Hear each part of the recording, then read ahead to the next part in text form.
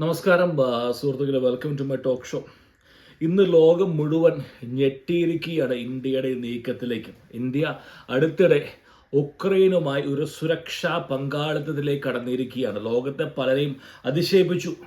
ചിലർ വളരെ ഞെട്ടിപ്പോയിരിക്കുകയാണ്. ചിലർക്ക് അത് വളരെ രൂക്ഷമായ അസ്വസ്ഥത ഉണ്ടാക്കിയിരിക്കുന്നു. ഇന്ന് ലോകത്തെ ഞെട്ടിക്കാണ് മെയിൻ കാരണമെന്ന് പറഞ്ഞാൽ ഇന്ത്യ റഷ്യയുടെ അടുത്ത കൂട്ടാളി ആണ് എന്നാണ് ലോകത്തിലെ പലരും കരുതുന്നത്. ഇന്ത്യ റഷ്യയുടെ നിന്ന് എണ്ണ വാങ്ങുന്നു, LNG വാങ്ങുന്നു, വലിയ തോതിൽ ഏറ്റവും വാങ്ങുന്ന ഒരു രാജ്യം ഇന്ത്യ തന്നെയാണ്.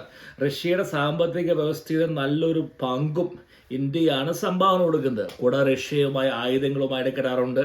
അങ്ങനെ ഏറ്റവും വലിയ എണ്ണയും LNGയും വാങ്ങുന്ന ഇന്ത്യയുടെ സൈനിക നമ്മുടെ എല്ലാവിധ എക്യുപ്മെൻസും നല്ലൊരു ഭാഗം റഷ്യൻ ആയുധങ്ങളുമാണ്. മാത്രമല്ല സാങ്കേതിക വിദ്യ പോലും നമ്മൾ റഷ്യയിൽ നിന്നാണ് വാങ്ങുന്നത്. എന്നിട്ട് പോലും ഇന്ത്യ എന്തുകൊണ്ടാണ് ഉക്രൈനുമായിട്ട് കഴിഞ്ഞ മാസമാണ് ഈ ഒരു സൈനിക കരാറ്, സാങ്കേതിക വിദ്യ കരാറ് ഒപ്പിട്ടിരിക്കുന്നത്. അതിനെപ്പറ്റി ആരും നമ്മുടെ നാട്ടിലൊരു മാധ്യമങ്ങൾ പോലും ചർച്ച ചെയ്യപ്പെടുന്നില്ല. കാരണം വേറെ ഒന്നും കൊണ്ടല്ല, ഇന്ത്യ ഒരേ സമയം ശത്രുവിനോടും, രണ്ടുപേരും ശത്രുക്കളാണ്, റഷ്യയും ഉക്രൈനും, ഒരേ സമയം ഇരുകൂട്ടരോടും ഇടപെടുന്ന രീതി ലോകത്തെ, ഇതാണ് ഞാൻ പറയുന്ന നരേന്ദ്രമോദിയുടെ ഒരു മികവ്, ഭരണപരിചയ മികവ്. ഇതൊരു പക്ഷെ അദ്ദേഹം ഒരു ഗുജറാത്തിയാണ്. നമ്മളിൽ പലരും ഗുജറാത്തികളെ നിന്ന് ബിസിനസ് പഠിക്കേണ്ടിയിരിക്കുന്നു. ഞാൻ ശരിക്കും പറഞ്ഞാൽ ഇവരെ കൂടെ 5-8 വർഷം ഇവരോട് ഇന്നും എൻ്റെ ഏറ്റവും കൂടുതൽ ഞാൻ സമയം സ്പെൻഡ് ചെയ്യുന്ന ഗുജറാത്തികളുടെ കൂടെയാണ്. അതിശയപ്പെട്ടു പോകും. മെയ് വഴക്കത്തോടെ അല്ലേ റഷ്യയും ഉക്രൈനുമായി ഒരേ സമയം ബിസിനസ് ചെയ്യുകയാണ്.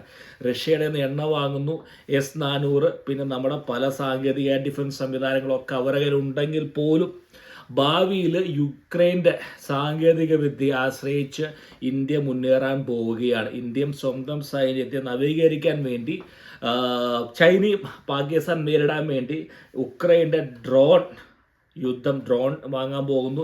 ആൻറ്റി ഡ്രോൺ സാങ്കേതിക വിദ്യ, ഇലക്ട്രോണിക് യുദ്ധരീതികൾ, ഇൻ്റർസെപ്റ്റ് ഡ്രോണുകൾ, ഇതിൽ തുടങ്ങിയ പലതിലും ഉക്രൈനിൽ നിന്ന് നോളേജ് വാങ്ങാൻ പോവുകയാണ്. ഒരേ സമയത്ത് റഷ്യയുമായിട്ടും ഉക്രൈനുമായിട്ടും ബിസിനസ്. ഇന്ത്യക്ക് അറിയാം, ശരിയാണ്, പലരും ചോദിക്കുമായിരിക്കും എന്തുകൊണ്ടാണ് ഇന്ത്യ റഷ്യയോട് സ്വന്തം താല്പര്യങ്ങൾ സംരക്ഷിക്കുക. ഇന്നൊരു വ്യക്തിയോട് പറയുകയായിരുന്നു ഇന്ത്യക്ക് ഒരു സ്റ്റാൻഡ് ഇല്ല എന്നുള്ളത്. അത് ഞാൻ എൻ്റെ സുഹൃത്ത് ഞാൻ പറയട്ടെ, 1.1 ബില്യൺ ജനങ്ങളുള്ളൊരു രാജ്യമാണ്.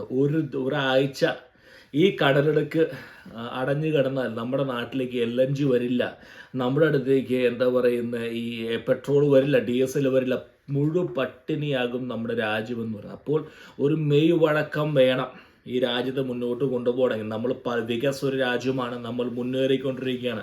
ഇന്ന് ലോകത്തെ ഏറ്റവും വലിയ GDP നമ്മുടെ തന്നെയാണ്. ഒരുപക്ഷെ പല മലയാളികളും അംഗീകരിക്കില്ല, പക്ഷേ ശരിക്കും പറഞ്ഞാൽ വളരുന്ന ഒരു എക്കോണമിയാണ് ഇന്ത്യ. അപ്പോൾ അതുകൊണ്ട് നമുക്ക് ചീപ്പായിട്ട് ഓയിൽ കിട്ടിയേ പറ്റൂ, LNG കിട്ടിയേ പറ്റൂ. ഇല്ലെങ്കിൽ നമ്മുടെ ശത്രുവായിട്ടുള്ള ചൈനയോട് നമ്മുടെ മുട്ടാൻ നമുക്ക് സാധിക്കില്ല. കാരണം അവരുടെ എക്കോണമി കയറിപ്പോകും. നമ്മുടെ എക്കോണമി നിൽക്കുന്ന തന്നെ ചീപ്പായിട്ട് ഓയിൽ കിട്ടിയേ പറ്റൂ. അത് കിട്ടാൻ വേണ്ടി പല നാടകങ്ങളും പലരോടും ചിലപ്പോൾ ഒന്നും മിണ്ടാതിരിക്കേണ്ടി വരും. അതുകൊണ്ടാണ് ട്രംപിനോട് ഇപ്പോൾ ലോക്സഭയിൽ നിശബ്ദമായിട്ട് നമ്മുടെ രാഹുൽ ഗാന്ധി വിമർശിക്കുന്നുണ്ട്.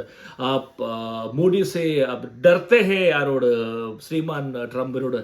ഇത് പേടിയോ ഒന്നുമല്ല.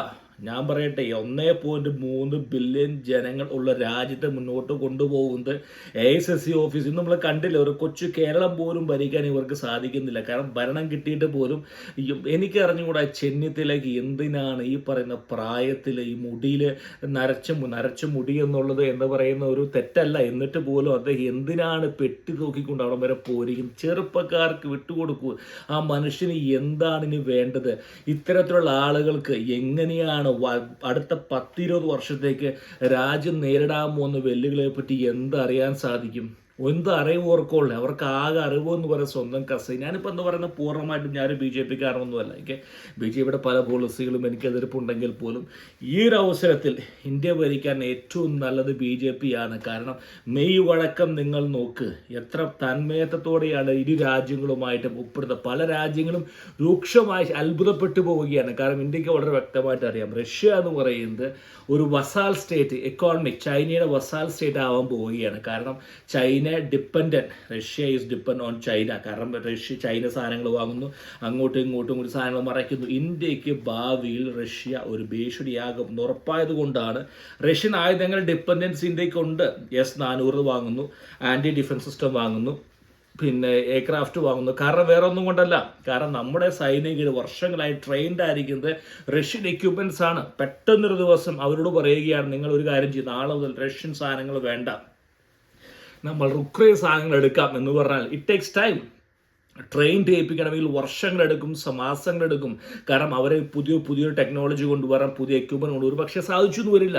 അപ്പം അതുകൊണ്ടാണ് ഇന്ത്യ ഡിപ്പെൻഡൻസി കുറയ്ക്കാൻ ശ്രമിക്കുകയാണ്. We are getting into അതായത് ചൈനീസ് ഈ പറഞ്ഞ ഡ്രോൺ സംവിധാനം കൂടുതൽ യുക്രൈനുമായി ഒരേ സമയം. ഇവിടെയാണ് മെയ് വഴക്കം. പല രാജ്യങ്ങളും എന്താ പറയുക നെറ്റി ചുളിച്ചു പോകുന്ന ഒരു മെയ് വഴക്കം. ഇതാണ് നമുക്കൊരു സ്റ്റാൻഡ് ഇല്ലാത്ത. കാരണം നമ്മുടെ സ്റ്റാൻഡ് എന്ന് പറയുന്നത് ഏത് ദിശയിലേക്കാണ് യുദ്ധം പോകുന്നത്, അല്ലെങ്കിൽ ആരാണ് ഈ പറയുന്ന ഈ റഷ്യ ഉക്രൈൻ യുദ്ധത്തിൽ നിന്ന് വിജയിയായി പുറത്തു വരുന്നത്, അതിൽ നിന്ന് എന്താണ് നമുക്ക് പഠിക്കാൻ സാധിക്കുന്നത്. ഇതാണ് ഗുജറാത്തിയുടെ ബുദ്ധി എന്ന് പറയുന്നത്.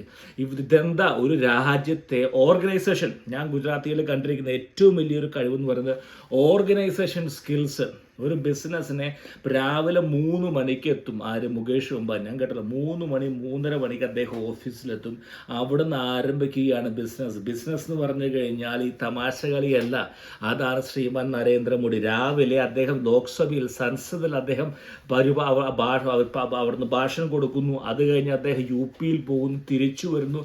അതായത് മുഴുവൻ സമയം ഇന്ത്യക്ക് വേണ്ടത് ഒരു മുഴുവൻ സമയം പ്രധാനമന്ത്രിയും മുഴുവൻ സമയം നേതാവിനുമാണ്. കാരണം വെല്ലുവിളി ചില്ലറയല്ല. നമ്മുടെ അയൽരാജ്യമായിട്ടുള്ള പാകിസ്ഥാനും അയൽരാജ്യമായിട്ടുള്ള ചൈനയും ഇന്ത്യക്കെതിരെ വളരെ കോപ്പ് കൂട്ടുകയാണ്. അങ്ങ് ബ്രഹ്മപുത്രയിൽ ഡാമുകൾ പണിയുന്നു, പാകിസ്ഥാൻ എന്തൊക്കെയോ ചെയ്ത് കൂട്ടുന്നു. പലതരത്തിലുള്ള വെല്ലുവിളി വരുമ്പോൾ ഇന്ത്യയെ നയിക്കണമെങ്കിൽ കരുത്തനായിട്ടുള്ള നേതാവ് വരണം. ഇന്ന് നമ്മുടെ ഈ സമയത്ത് ഓപ്പറേഷൻ സിന്ദൂറിൻ്റെ 1 വർഷം തികയാൻ പോവുകയാണ്. ഇന്ന് ലോകത്തിന് വളരെ വ്യക്തമായിട്ട് അറിയാം, ഇന്ത്യ സൈനികമായിട്ട് എന്താ പറയുന്നത് വളർന്നു വരുന്ന ശക്തിയാണെങ്കിൽ പോലും ഇന്ത്യയെ ആക്രമിച്ചാൽ, ഇന്ത്യക്കാരനെ ഇന്ത്യക്കകത്ത് ഇല്ലാതാക്കിയാൽ ഇന്ത്യ തിരിച്ചടിക്കും എന്നുള്ള മെസ്സേജാണ് കഴിഞ്ഞ 1 വർഷം കൊടുത്തിരുന്നത്. അതിനെപ്പറ്റി ഒരുപാട് പേര് പല കഥകളൊക്കെ മെനയുന്നവർക്ക് മെനയട്ടെ.